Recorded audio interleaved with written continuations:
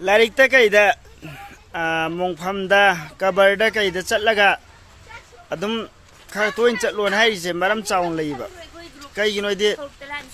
phaniamna phatab thabuk tawragasu phaniamna aranbo khal khalamaga sune kabar gumba ade mongfam sida lakpa matamda de wakhal je pura adi change oeba loinamak nongmadi asibai khayata tarani khallubadane loinamak aikoi si phibam sida nong matarani mai thabana thakre thadabana adum laisa on khrani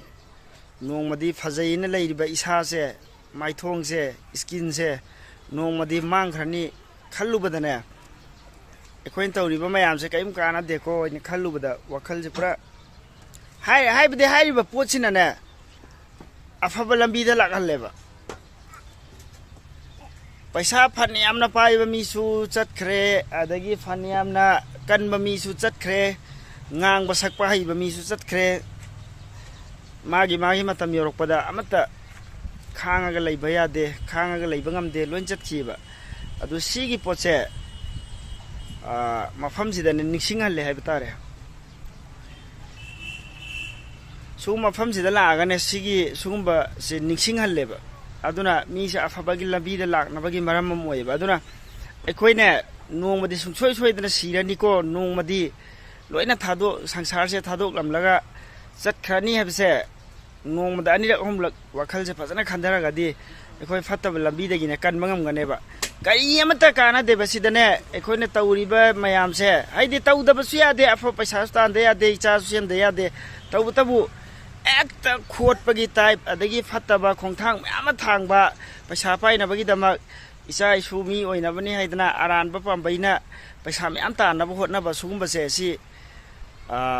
kaim kana deba si dharma khudimaki lairikta dum yauri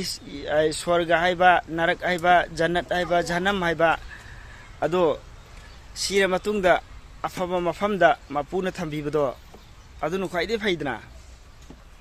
aduna afaba thabak tawraga sikhi bai basidi ijat su leigani adai mapuna suyaba miyamna suyaba aduna ikoi punumak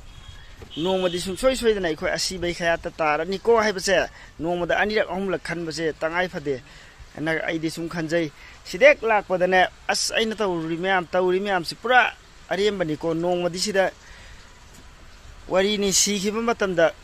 pumloi loire kaim kana de ko afaba ta hobuna phai mingchat leinaba mapuna yanaba tawbuna phai na idi sum khalli ado